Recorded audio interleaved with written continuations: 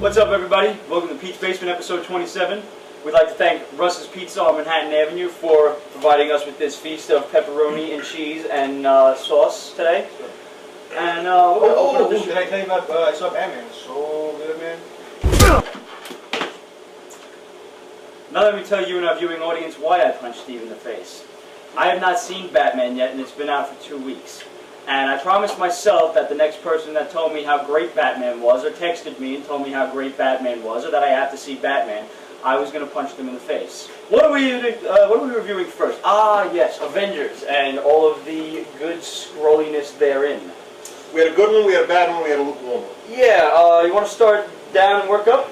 Sounds fine by me. Alright, let's go with Mighty Avengers then first. Blue. Yeah, 16. This basically just told you what happened to Elektra and how she became a Skrull and everything. And all 8 of you out there who gave a fuck by that issue. Honestly, skip it. I just want to say one thing in review of this. I was honestly disappointed because I was really hoping that they would have the balls to have made Elektra a Skrull ever since Bullseye killed her in the That first would have been place. fucking great. That would have been. Yeah, and I'll bet you Bendis would have done it, but I'll bet you somebody over at Marvel's editing room, I'm not going to say who, because he should have jumped in front of a bus by now for that whole Spider-Man thing.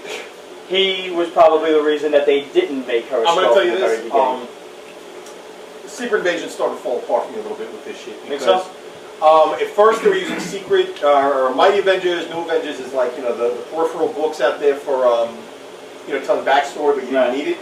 Now they're starting to make you read these other books to see what happened. Remember, in what was it, the end of the first issue of Secret Invasion, they all come out of the ship, they're 70s versions. You haven't seen them since in the main storyline. You see what's going on with... a little bit with it going on by issue 3, but now you're actually having to pick up the other issues to find out what's going on. I'm also seeing a lot of ads for like second string fucking miniseries, like Secret Invasion and Humans. And that's not what I'm signing up for. I want them to actually tell the story in the main fucking. I'm still enjoying the main Secret Invasion line. I'm still enjoying it more than Final Crisis. We'll get to that later. New Avengers.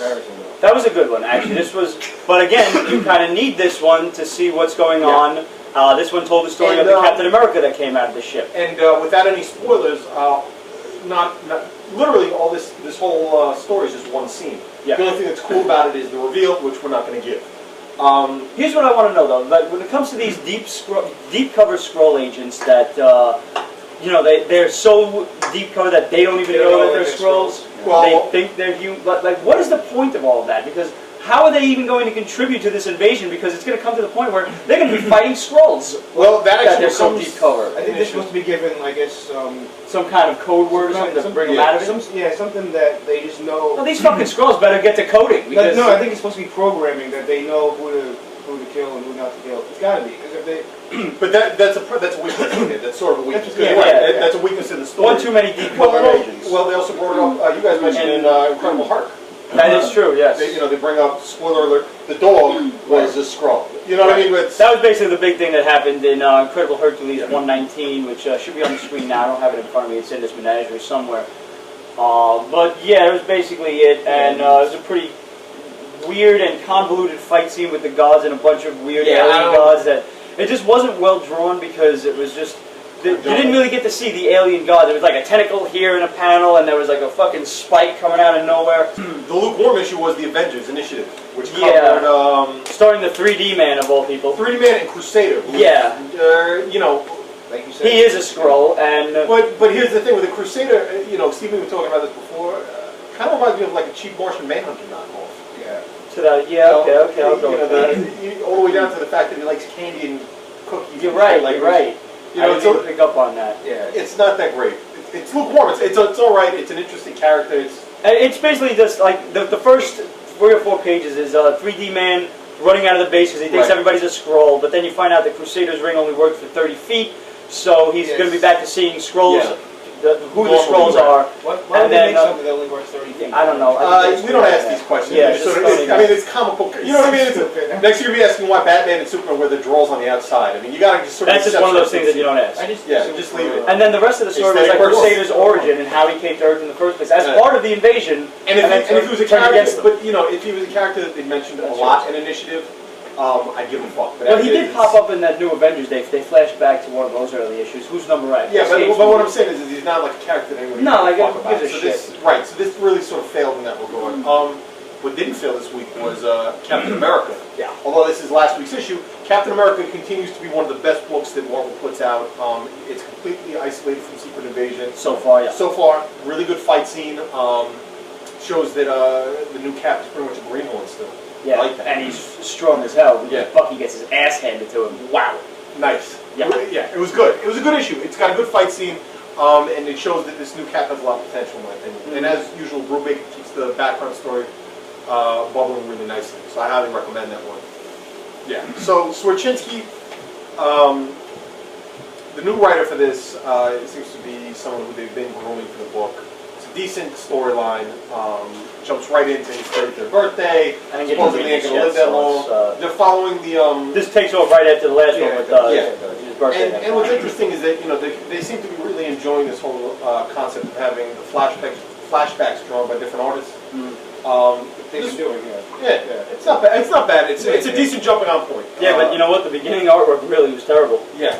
Wow, bad. Yeah, really not good. But the flashback art looks good. Yeah. And you get to see like the Kwai Ching Kane Kung Fu fucking Iron Fist from the 1800s. Come to Chinatown. Come to Chinatown.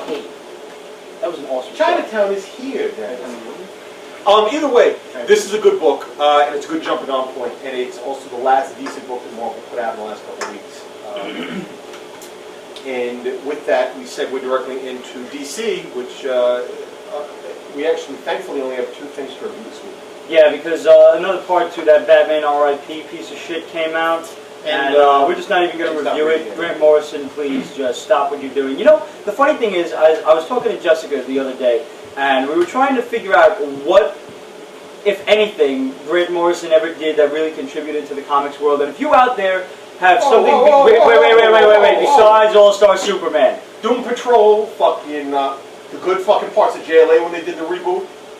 Didn't like it. Rock of Ages? That was the most convoluted story Rock ever. of Ages was dope. You're a fucking retard. I obviously must be. Guys, you know what? I'm going to buy you that thing. I'm going to actually use it. I have it upstairs. I didn't understand when I first read Bring it down. I'll redraw it out in crayon with little pictograms and shit. You're obviously going to have to.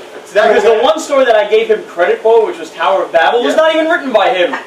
You know what? I'll tell you what. After this outside, we'll Greco-Roman wrestle. Whoever wins will have proven that Grant Morrison is the fucking better writer. We're going to have to fuck him up. By Greco-Roman wrestle, we make you. Us against you. Anyway, from Batman R.I.P. still sucks. I will concede that, and Final Crisis still blows as proof of the fact that they have to do Rogues Gallery as a separate fucking title.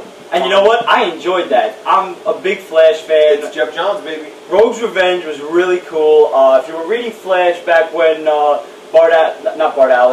West disappeared after the end of that other Crisis shit, Bart Allen took over for a 13-issue stint called Fastest Man Alive, and then at the end, they nuked his ass. Yeah, the Rogues all killed him with the help of Inertia, who was like a evil Flash from the future. And the we Rogues can't make kind this up, boys and girls. No. We can't make this up. Somebody is paid to make this up. We just comment on it. The Rogues were destroyed because they always try to kill the Flash, and like all of a sudden they actually did, and they really couldn't live with themselves after that. So they were pretty displeased with Inertia, and Inertia now is back. He killed some guards at the museum after he escaped his prison. He was like imprisoned in stasis and left in a museum as a statue. That was the story there. So he got out, and now the Rogues heard that he got out, and they're going after him to kill him. He wants to kill them, and somewhere in the line, Professor Zoom shows up at the end. I guarantee you, I think I'm really going to enjoy this. I really could care less about Final Crisis, but thus far, the artwork could have been a lot better. Jeff Johns could write The Adventures of Paper Bag Boy, and I'd read it. He's a really great writer. And you know what? This is only 3 issues long, so it'd be pretty difficult to fuck up. This is what bugs me. Again, this is something, and it's kind of a complaint I'm now developing against Secret Invasion too. Tell the story in the title that you got. Mm-hmm. You know what I mean? It's called. It's coming to the point where the side issues are better than the actual. Yeah, and that's pretty fucking chump storytelling. I don't like that shit. Yeah, Dr. Doom, he plays a flute. It's delightful. The other good book that came out this week and continues to be great is Green Lantern.